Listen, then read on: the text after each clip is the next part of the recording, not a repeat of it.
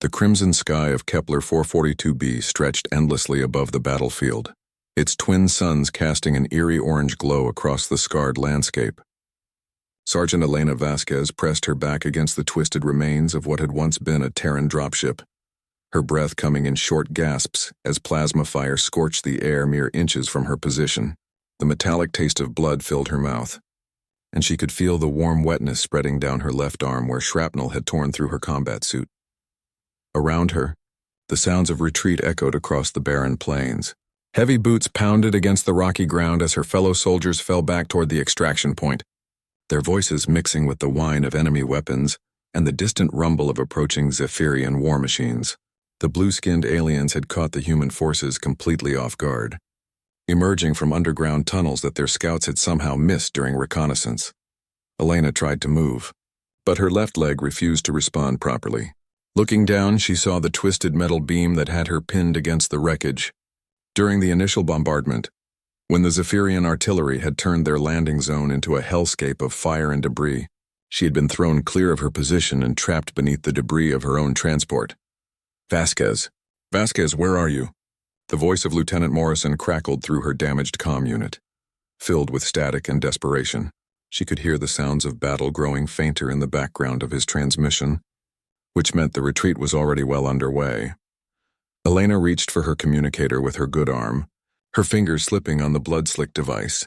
Morrison, I'm pinned down near the primary drop site. My leg is trapped and I can't move. The silence that followed stretched for what felt like an eternity. When Morrison's voice finally came through again, it carried a weight that Elena had never heard before. Elena, listen to me. The Zephyrians have us completely surrounded. We've got maybe 10 minutes before they overrun our position entirely. The extraction shuttles are already lifting off with the wounded. Then send someone back for me, Elena said, though even as the words left her lips, she knew what the answer would be. I can't risk any more lives. The entire sector is compromised, and we're barely going to make it out as it is. I'm sorry, Elena. I'm so damn sorry. Elena closed her eyes and let her head fall back against the cool metal of the wreckage. She had always known this was a possibility. Every soldier did. But knowing something intellectually and experiencing it were two entirely different things.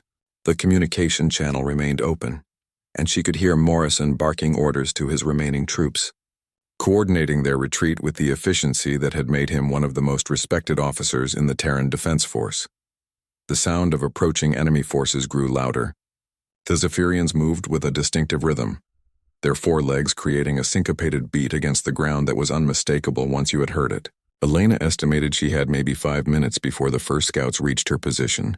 She began taking inventory of her remaining equipment with the methodical precision that had been drilled into her during basic training. Her primary weapon, a standard-issue plasma rifle, lay somewhere in the debris field beyond her reach. Her sidearm was still holstered at her hip, along with 2 spare energy cells. She had a single fragmentation grenade clipped to her belt, though using it would likely bring down more of the wreckage on top of her. Most importantly, she still had her personal data recorder, a device that contained not only her own mission logs but also valuable intelligence about Zephyrian movements and tactics that the Terran command desperately needed. Elena activated the recorder and began speaking in clear, measured tones.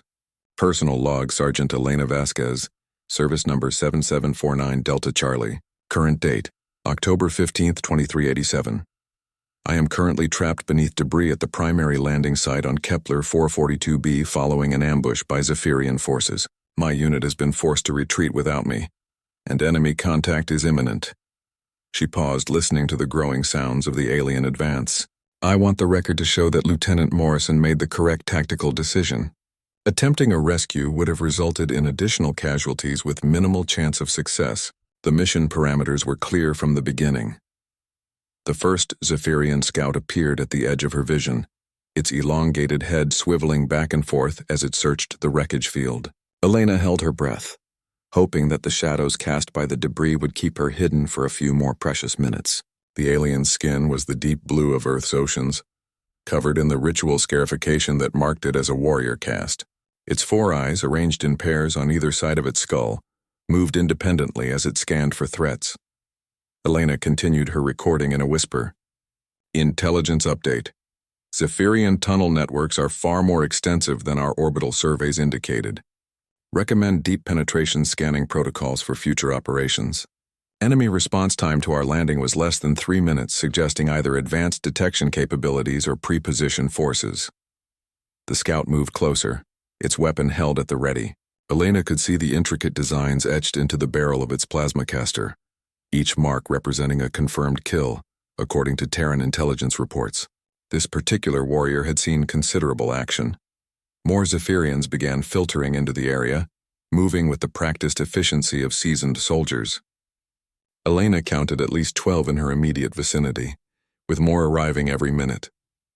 They communicated through a series of clicks and whistles that their translators had never been able to fully decode, though the general meaning was usually clear enough from context. One of the aliens pointed directly at her hiding spot, and Elena realized that her concealment had been compromised. Whether they had detected her heat signature, caught sight of her movement, or simply noticed the trail of blood leading to her position, it no longer mattered. Her hand moved instinctively to her sidearm as the first Zephyrian began approaching her position with weapon raised. Elena made a decision that would change everything. Instead of drawing her weapon, she raised her hands in the universal gesture of surrender, the data recorder still clutched in her right fist. If she was going to die here, she was going to make sure it served a purpose. The lead Zephyrian warrior approached Elena with cautious steps, its plasma caster trained on her center mass. She could see her own reflection in its 4 dark eyes, noting how small and broken she looked compared to the towering alien figure. The creature stood nearly 8 feet tall on its 4 powerful legs, and its armored hide bore the scars of countless battles. Elena forced herself to remain perfectly still as the warrior reached her position. A series of rapid clicks emanated from the alien's throat, and several of its companions moved to flank Elena's position. She recognized the tactical formation from Terran military briefings. These weren't just random soldiers. They were an elite reconnaissance unit, probably the same ones responsible for mapping the tunnel networks that had allowed them to ambush the human landing force so effectively. The lead warrior extended one of its 3-fingered hands toward Elena, clearly demanding that she surrender the device she was holding. Elena looked down at the data recorder, knowing that it contained information that could potentially save thousands of human lives in future engagements.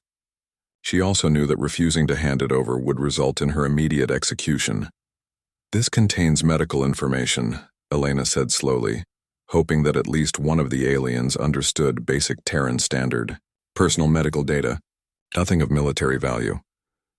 The lie came easily, delivered with the same calm confidence she had used to bluff her way through countless poker games during off-duty hours. The lead Zephyrian tilted its head to one side, a gesture that Elena had learned indicated curiosity or confusion in their species. After a moment, it spoke in heavily accented but understandable human speech. "You are injured severely."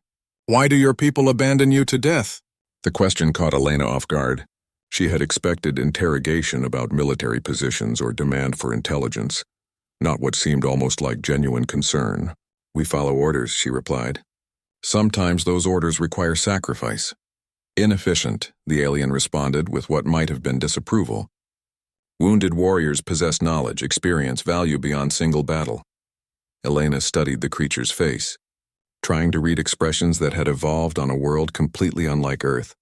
The Zephyrians had been humanity's enemies for 3 years now, ever since first contact had gone disastrously wrong, due to a translation error that had convinced them humans were planning an invasion of their home system. But this was the first time Elena had ever heard one of them speak about human tactics with anything approaching analytical interest, rather than simple hatred. "Perhaps your way is different," Elena said carefully. "Our way is survival." "Of the pack," the warrior replied. "Individual strength serves collective strength. You show courage in hopeless situation. This has value." 2 more Zephyrians appeared at the edge of the debris field, dragging what appeared to be medical equipment. Elena's hopes rose slightly. If they intended to keep her alive, she might have a chance to complete her mission after all. The data recorder remained clutched in her hand, its presence a constant reminder of the intelligence that hundreds of human lives depended on. The medics began working on Elena's trapped leg with surprising gentleness. Their equipment was clearly designed for Zephyrian physiology, but they adapted it skillfully to work on human anatomy. Elena bit back a scream as they carefully maneuvered the debris pinning her leg, using some kind of sonic cutter to slice through the metal without causing additional injury. "Why are you helping me?" Elena asked the lead warrior as the medics continued their work. "You are no longer enemy combatant," it replied. "You are prisoner. Prisoners have value if they possess useful information." Elena forced herself to remain calm. This was exactly the opening she had been hoping for. "I'm just a sergeant. I don't have access to strategic information. Perhaps. But you have seen battle. You know how humans fight. This knowledge has worth." The sonic cutter finished its work, and Elena felt the pressure on her leg disappear. The medics immediately began applying some kind of biofoam to her wounds, and she was amazed to feel the pain beginning to recede almost immediately. Whatever the substance was, it was far more advanced than anything in the Terran medical arsenal. "Can you walk?" the lead warrior asked. Elena tested her weight carefully. The leg was weak but functional. "Yes, I think so." "Good, you will come with us. There are questions to be answered." As they helped her to her feet, Elena palmed the data recorder and activated its emergency transmission function with her thumb. The device would now continuously broadcast its contents on a narrow beam signal that Terran forces might be able to intercept if they were monitoring the right frequencies. It would also completely drain the device's power supply within 6 hours. But that was a calculated risk she was willing to take. The Zephyrian patrol formed up around Elena, clearly treating her as a valuable asset rather than a simple prisoner. She found herself in the center of their formation as they began moving away from the battlefield toward what she assumed was their local command post. The alien warriors moved with fluid precision through the rough terrain, their forelegs giving them significant advantages in stability and speed over the rocky ground.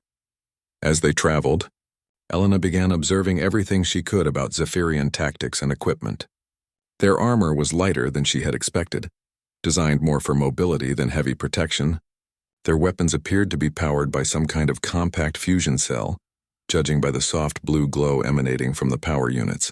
Most importantly, they seemed to rely heavily on networked communication, with constant streams of clicking and whistling passing between squad members. After about an hour of travel, they reached what was clearly a major Zephyrian installation. Elena's eyes widened as she took in the scope of the facility. This wasn't just a temporary forward base. It was a fully developed military complex that must have taken months to construct. Underground entrances dotted the landscape, connected by carefully camouflaged surface structures that would be nearly invisible to orbital reconnaissance. "Impressive, is it not?" the lead warrior said, noticing Elena's reaction. "Your people believed they were the first to reach this world, but we have been here for many cycles preparing for the eventual conflict." Elena felt a chill that had nothing to do with the alien world's thin atmosphere. If the Zephyrians had been secretly establishing bases throughout this sector for years, then the strategic situation was far worse than anyone at Terran Command realized. The data she carried was important, but this new intelligence was absolutely critical. As they approached the main entrance, Elena began planning her next moves. She was now deep behind enemy lines with information that could change the course of the war. The question was whether she would live long enough to get that information back to her own people. The data recorder continued its silent transmission, broadcasting its contents into the void and hoping that someone on the human side was listening. The interior of the Zephyrian facility was unlike anything Elena had seen in the intelligence briefings. Smooth corridors curved through the underground complex, lit by the same soft blue glow that powered their weapons. The walls appeared to be grown rather than built, with an organic quality that suggested advanced biotechnology. Elena filed away every detail as her escorts led her deeper into the installation.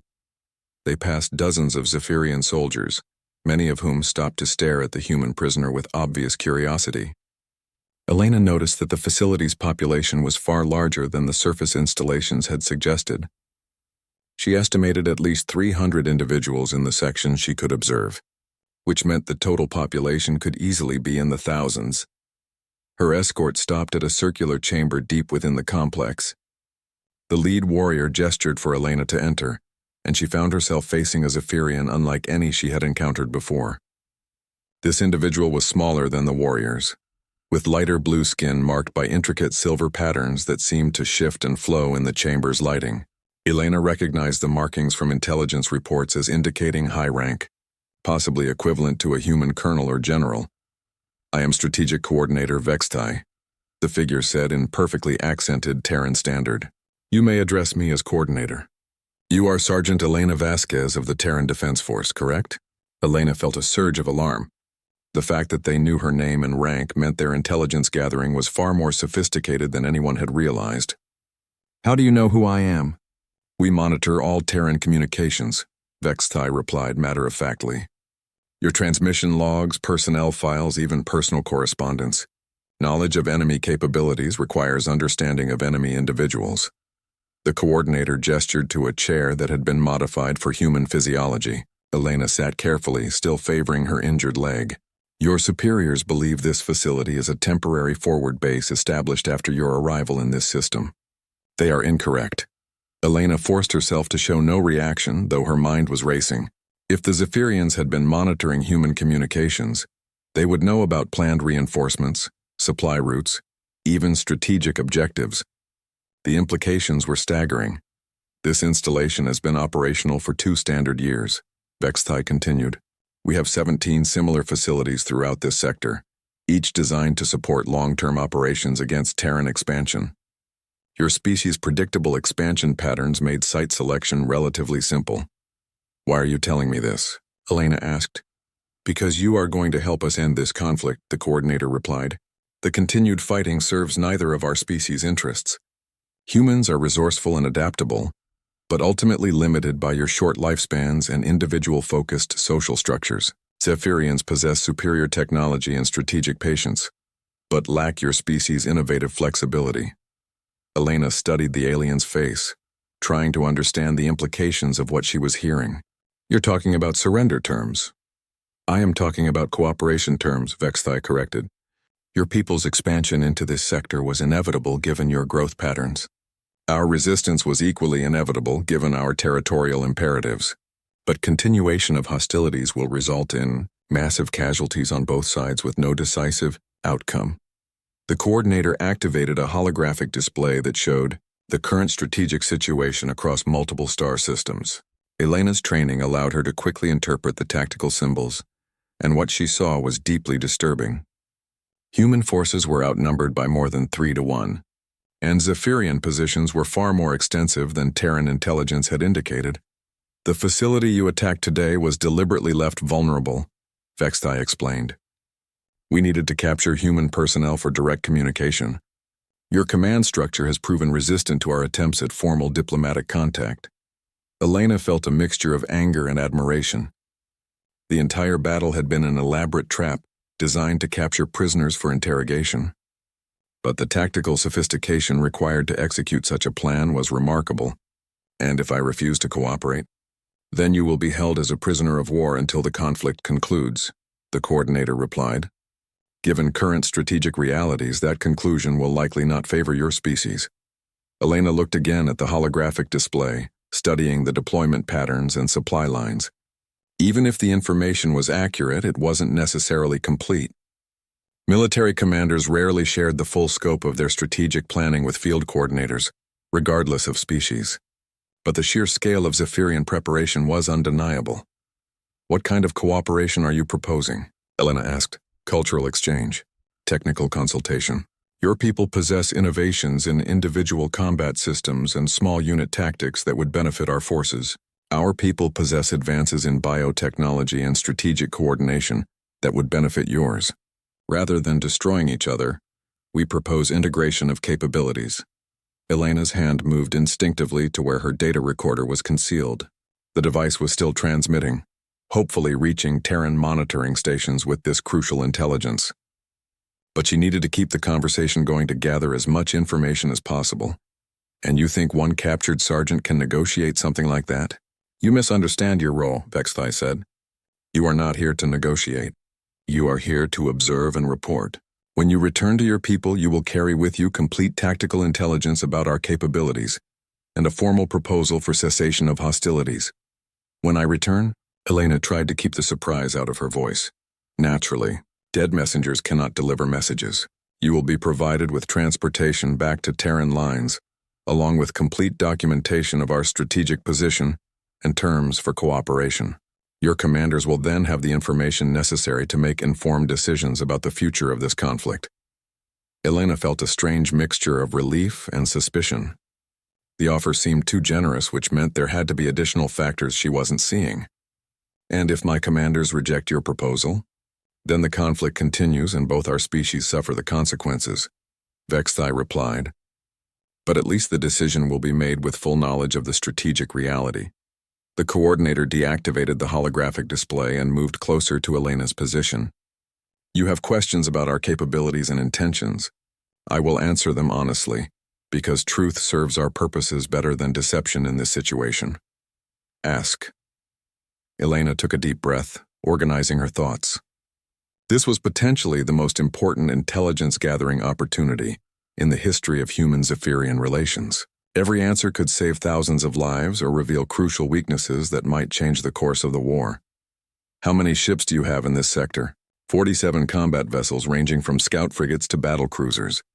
Additionally, we have 32 support vessels and 8 mobile command platforms.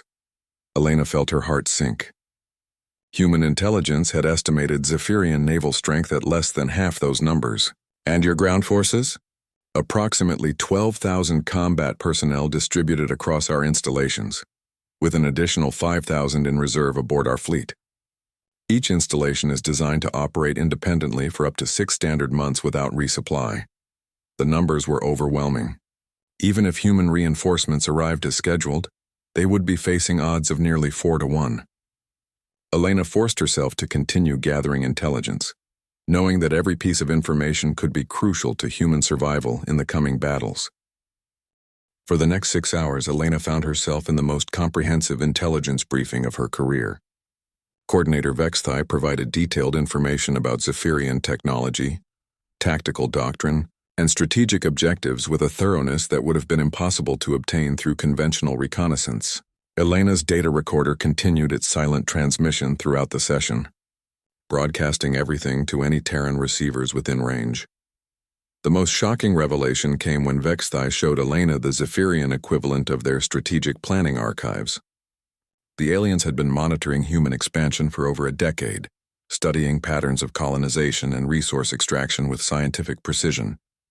They had identified this sector as an inevitable target for human settlement long before the first Terran survey ships had even entered the region.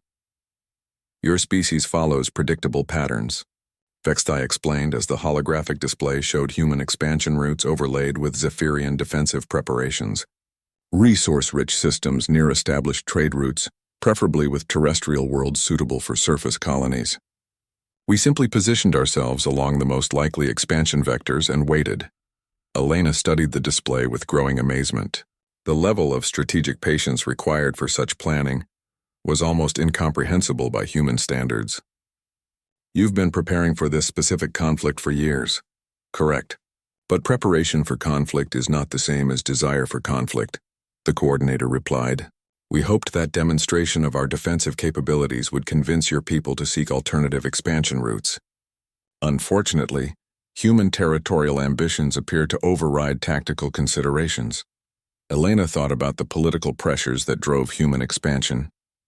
Population growth, resource depletion, and the constant need for new markets created an inexorable push toward the frontier. The idea of simply avoiding a rich star system because another species claimed it was politically impossible for most human governments. Our leaders don't have the luxury of decades-long planning, Elena said. Human politics change too rapidly for that kind of strategic patience. We understand this limitation, Vexthai acknowledged. It is why we believe cooperation offers better outcomes than continued conflict. Your species' adaptability combined with our strategic depth could benefit both civilizations. The coordinator activated a new display showing proposed joint development projects. Elena saw mining operations, research facilities, and even mixed colonies where humans and Zephyrians would work together on massive engineering projects. The scope was breathtaking but also deeply unsettling. You're talking about fundamental changes to how both our species operate, Elena observed. Evolution is survival, Vexthai replied.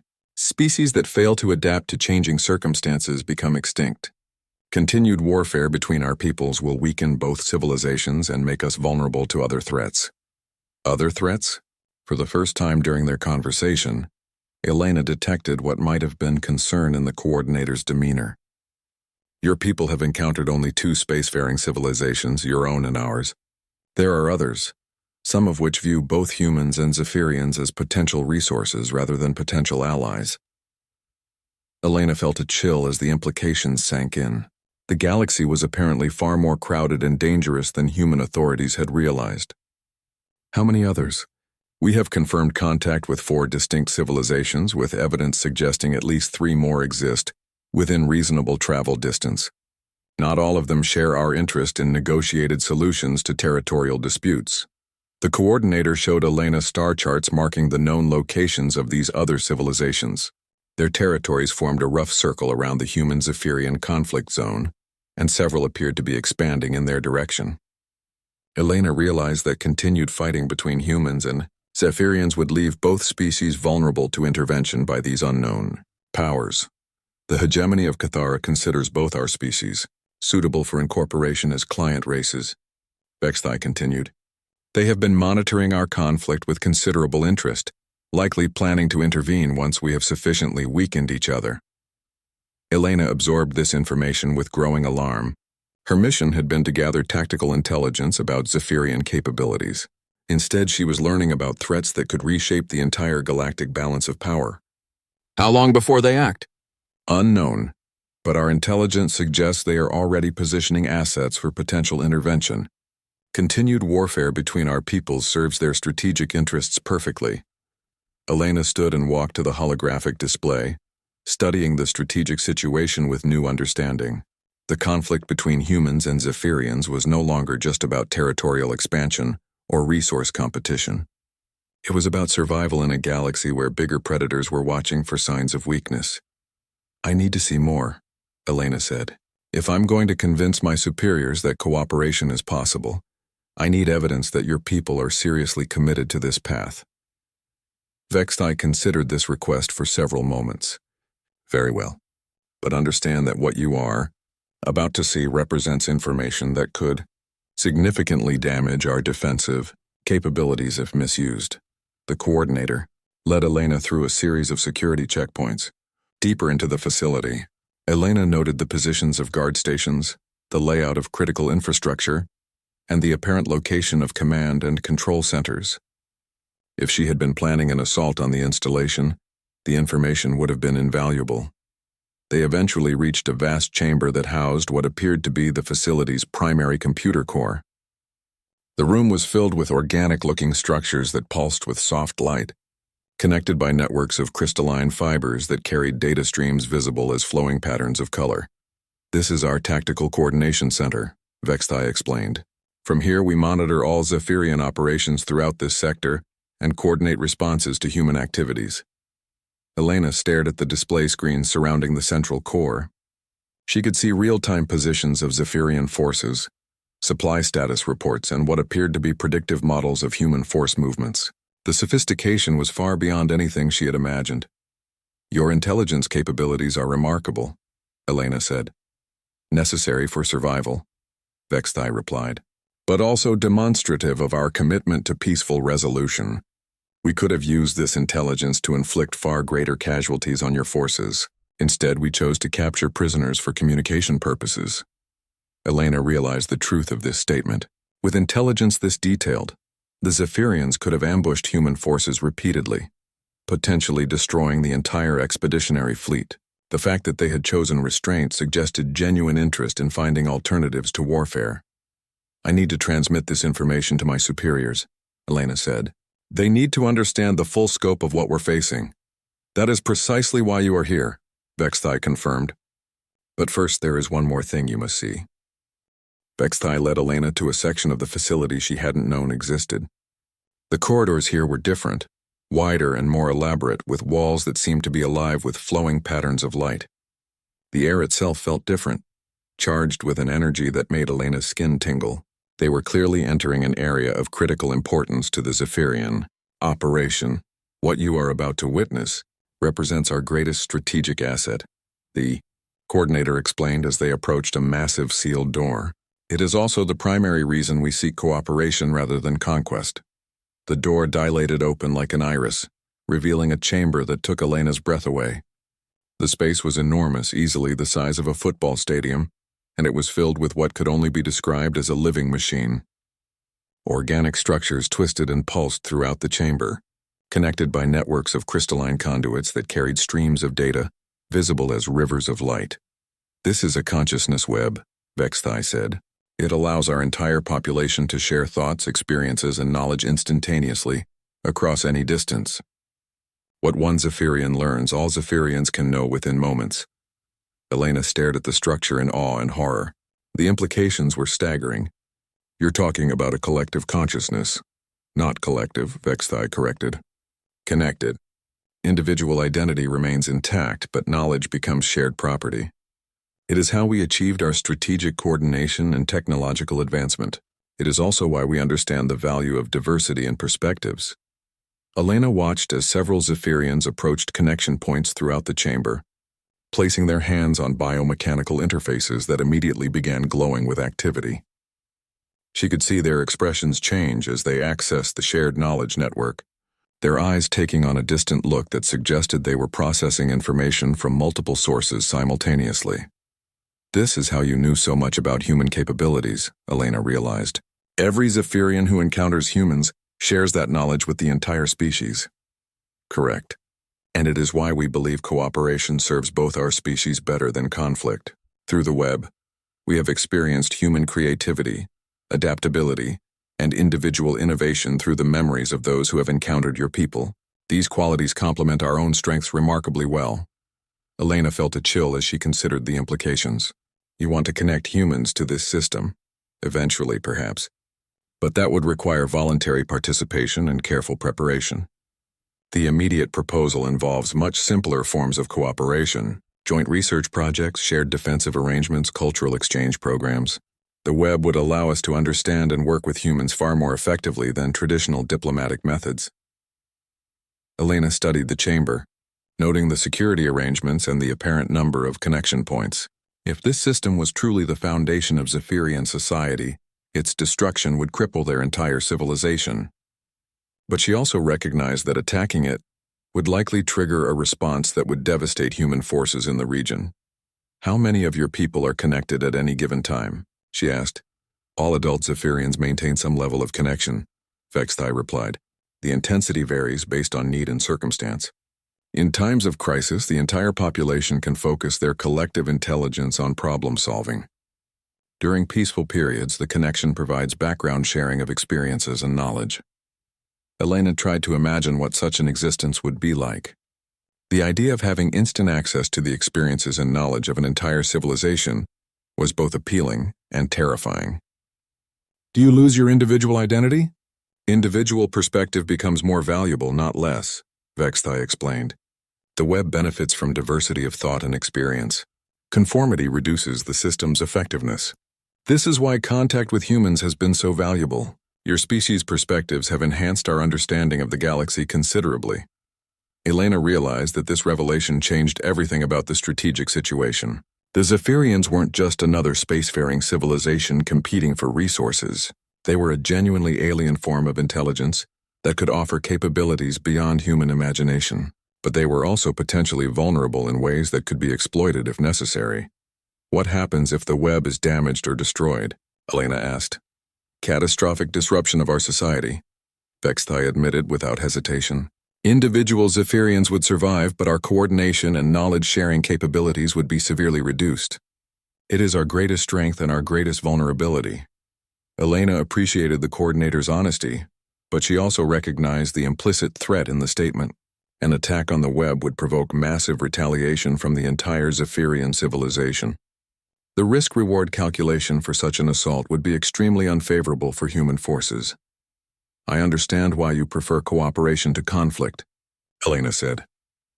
"The web has shown us possible futures based on current trends," Vexthai continued. "Continued warfare leads to mutual destruction approximately 73% of the time. Intervention by external powers becomes likely in 68% of conflict scenarios.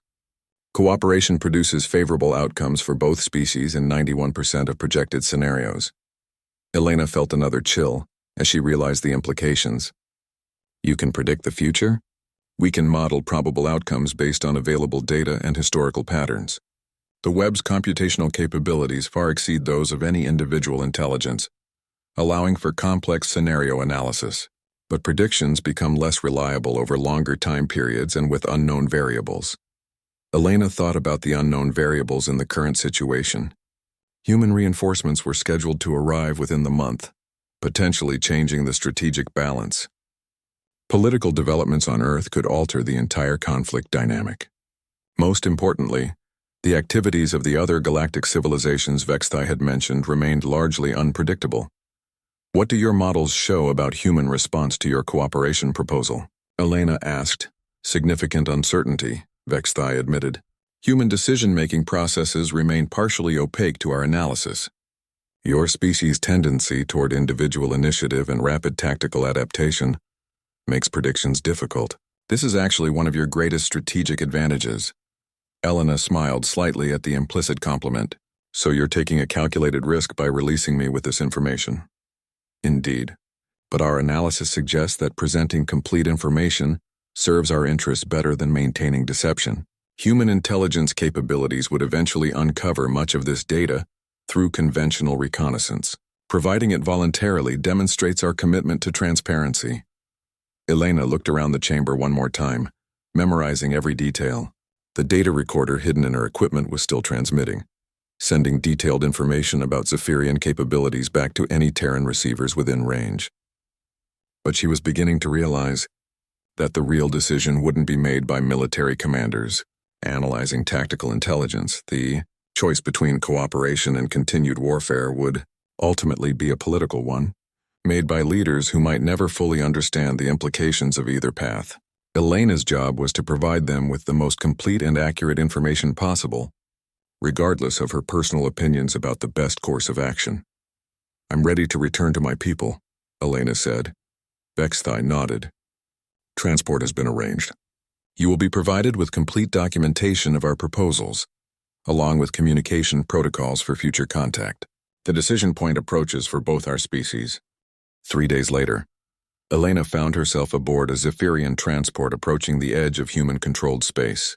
The ship was unlike anything in the Terran fleet, its organic curves and biomechanical systems representing technology that human science was decades away from achieving. She carried with her not only the data recorder that had captured every moment of her captivity, but also formal documentation of the Zephyrian cooperation proposal and complete technical specifications for establishing communication protocols. The Zephyrian pilot, a young warrior named Kethvar, had spent the journey attempting to explain the finer points of his species' philosophy to Elena. Through their conversations, she had gained a deeper appreciation for the fundamental differences between human and Zephyrian worldviews. Where humans valued individual achievement and rapid adaptation, Zephyrians prioritize collective wisdom and long-term stability. Your people believe in the power of the individual to change destiny, Kethvar observed as they approached the rendezvous point, where Elena would be transferred to a human vessel. Our people believe in the wisdom of the collective to guide destiny. Perhaps together we could shape destiny. Elena considered this perspective as she prepared for transfer. During her captivity, she had witnessed capabilities that could revolutionize human understanding of technology, strategy, and even consciousness itself. But she had also seen vulnerabilities that could be exploited if cooperation failed and warfare resumed. The transfer went smoothly, with Zephyrian and human vessels maintaining careful distance while Elena crossed between them in a small shuttle. As she stepped aboard the Terran destroyer ISS Reliant, Elena felt the familiar sensation of human standard gravity and atmosphere. Captain Martinez greeted her personally, his expression mixing relief at her survival with urgent curiosity about the intelligence she carried. Sergeant Vasquez, we received fragments of your transmissions, Martinez said as they headed toward the ship's intelligence center. Command has been analyzing the data for 72 hours straight. They're very interested in your full report. Elena nodded, understanding the implications. If Terran intelligence had intercepted even portions of her transmissions, they would already be aware of the scope of Zephyrian capabilities and the existence of other galactic civilizations. Her debriefing would fill in critical details, but the basic strategic picture was already clear to human leadership. The debriefing lasted 18 hours, with Elena providing detailed accounts of everything she had observed during her captivity. Intelligence specialists questioned her about Zephyrian technology, military capabilities, defensive installations, and strategic intentions. Most importantly, they wanted to understand the consciousness web and its implications for future conflicts. The strategic balance is completely different from what we initially assessed, Admiral Chen admitted during a private briefing after Elena's formal debriefing. Zephyrian capabilities exceed our estimates by orders of magnitude. Continued conventional warfare would likely result in catastrophic human casualties. Elena nodded, having reached the same conclusion during her captivity. But they're also genuinely interested in cooperation, Admiral. Everything I observed supports their claims about preferring negotiated solutions to military conquest. The problem is political, Admiral Chen replied. The colonial authority has invested enormous resources in this expansion effort. Admitting that we need to negotiate with aliens instead of simply claiming territory would be politically devastating for the current administration. Elena felt frustrated by the familiar pattern of political considerations, overriding strategic realities. With respect, Admiral, political considerations won't matter.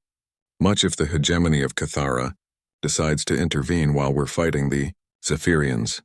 That's exactly what I've been trying to explain to Earth Command, the Admiral said. But they want more concrete intelligence about these other civilizations before making any major policy changes. Elena understood the dilemma. The intelligence she had gathered about other galactic powers was largely second-hand, filtered through Zephyrian sources. Human leadership would naturally want independent confirmation before accepting such dramatic revisions to their understanding of galactic politics. Admiral, the Zephyrians provided communication protocols for direct contact, Elena said. We could establish formal diplomatic relations and gather additional intelligence through negotiation, rather than espionage. That decision will have to be made at levels far above my authority, Admiral Chen replied. For now, we're maintaining defensive positions while Earth Command reviews your intelligence and decides on a course of action. Elena spent the next several days aboard the Reliant, watching as human forces repositioned themselves based on her intelligence about Zephyrian capabilities. The changes were subtle but significant. Units that had been positioned for offensive operations were pulled back to defensive positions. Supply lines were rerouted to avoid areas where Zephyrian intelligence gathering was most effective. Most importantly, standing orders were modified to avoid actions that might be interpreted as preparation for major offensive operations. The political response from Earth took almost 2 weeks to arrive, delivered by a special courier ship carrying new orders and a diplomatic team led by Ambassador Sarah Chen, the Admiral's sister and one of Earth's most experienced xenological negotiators. Elena found herself assigned as the ambassador's primary briefing officer, responsible for providing detailed background on Zephyrian culture and capabilities. The colonial authority has authorized limited diplomatic contact, Ambassador Chen explained during their first meeting. We're going to test Zephyrian sincerity about cooperation by proposing a small-scale joint project. If that succeeds, we can consider broader agreements. Elena felt both relief and apprehension. Diplomatic contact was definitely preferable to continued warfare, but she worried that human caution might be interpreted by the Zephyrians as lack of genuine interest in cooperation. What kind of joint project are you considering? Shared monitoring of this hegemony of Cathara that your sources described, the ambassador replied. If these aliens are really planning to intervene in our conflict, both humans and Zephyrians have an interest in early warning systems. Elena considered the proposal from a Zephyrian perspective. It was logical, militarily useful, and relatively low risk for both species. More importantly, it would provide opportunities for direct human observation of Zephyrian capabilities and intentions. I think they'll find that acceptable. The first formal diplomatic contact between humans and Zephyrians took place 3 days later, at a neutral location in deep space. Elena watched from the bridge of the Reliant as human and Zephyrian vessels rendezvoused for the historic meeting. She felt a strange mixture of pride and anxiety, knowing that her actions during captivity had made this moment possible. Ambassador Chen's initial report was cautiously optimistic. The Zephyrians had accepted the joint monitoring proposal, and agreed to establish permanent communication channels between the two civilizations. More importantly, they had provided additional intelligence about other galactic powers that confirmed their earlier warnings about external threats. 6 months later, Elena stood on the observation deck of Kepler Station, the first joint human-Zephyrian facility, watching as mixed crews worked together to construct deep space monitoring arrays. The cooperation wasn't perfect. Cultural misunderstandings were common, and both species had to make significant adjustments to their standard operating procedures. But it was working. Elena's personal data recorder, the device that had started everything, now sat in a place of honor in the station's museum. Its emergency transmission had not only provided critical intelligence to human forces, but had also demonstrated to the Zephyrians that humans could be trusted with sensitive information. That trust had become the foundation for a partnership that was reshaping the strategic balance in the entire galactic region. As she watched, human and Zephyrian engineers collaborate on projects that neither species could have completed alone. Elena reflected on the irony of her situation. She had been left behind on a battlefield, written off as a casualty by her own forces. Instead, she had become the catalyst for a transformation that would benefit both civilizations for generations to come. The galaxy was indeed a more dangerous place than humanity had realized, filled with powers that viewed both humans and Zephyrians as potential prey, but it was also full of opportunities for those willing to look beyond traditional concepts of competition and conflict. Elena smiled as she watched a human technician and a Zephyrian engineer solve a complex technical problem together, their different perspectives combining to create solutions that neither could have developed alone. Sometimes being left behind meant finding a completely different path forward.